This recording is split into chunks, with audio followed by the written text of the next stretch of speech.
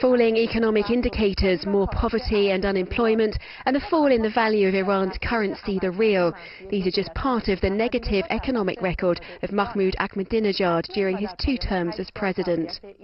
In spite of all of these indications, can the Iranian economy still hope to improve? We pose this and other questions to Professor of Economics at the American University in Paris, Shahin Fatimi. But first, here's a brief look at the economic record of the Ahmadinejad government.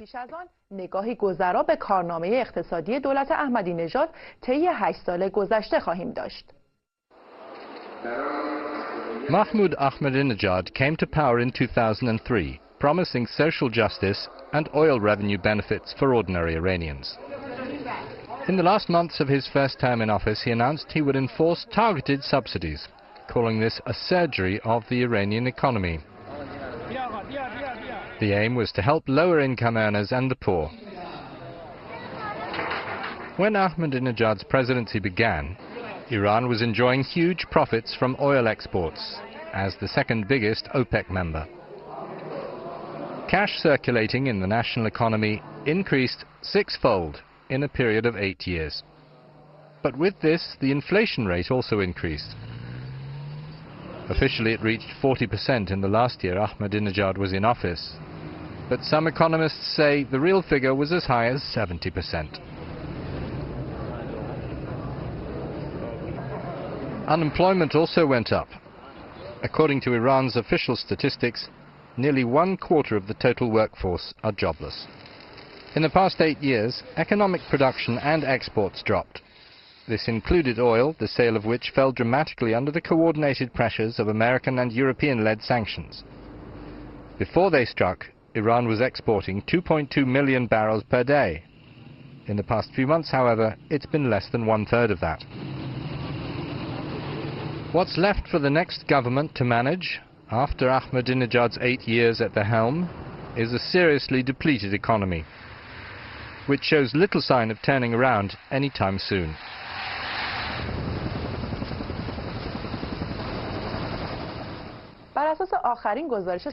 According to the latest report by the International Monetary Fund, Iran's economic growth rate has fallen from 2% last year to 0.09%.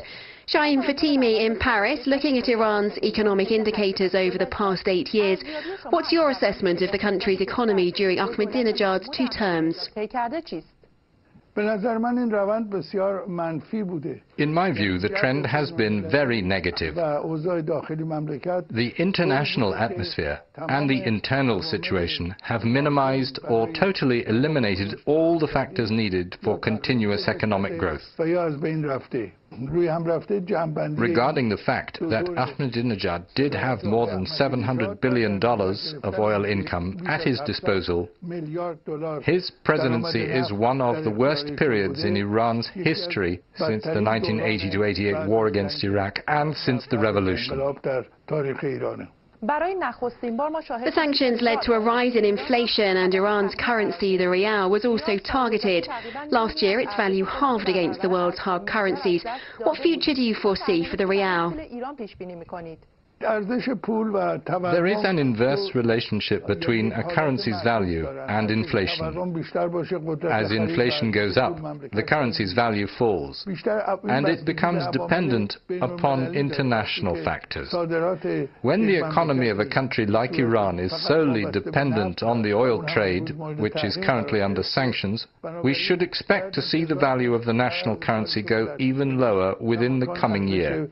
The sanctions are especially affecting Iran's currency. Inflation will continue to rise, and such problems cannot be solved by empty talk.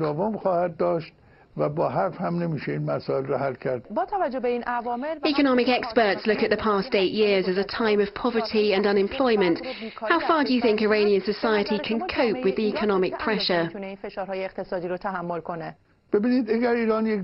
These events would not have happened if Iran had been a free society, because in a free society, people with their votes would make the government change its policies.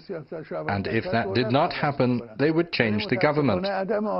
But in the absence of freedom in Iran, people have no share in the government. As long as the force and the pressure of the government is greater than that of the people, this trend will continue. In general, we can say that Iran's economy is the Achilles heel of this regime, and it is the economy that will eventually change this regime. The presidential candidates have tried to attract more votes through economic pledges. How do you assess their proposed programs? Do you see any effective solution to Iran's economic crisis in the plans they've talked about?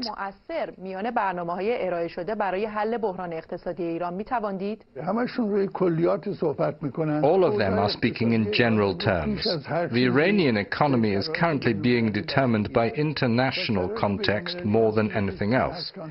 And the international circumstances are not something on which the candidates can make any decision. As long as Iran fails to normalize its ties with the world, we should not expect any of the candidates to be able to do anything. They just make prescriptions without being able to propose a solution for the problems, because they know very well that they would not have any authority over macro policies. They also know very well that the fundamental problems of Iran's economy are political in nature. The solution lies in solving the problems with the international community.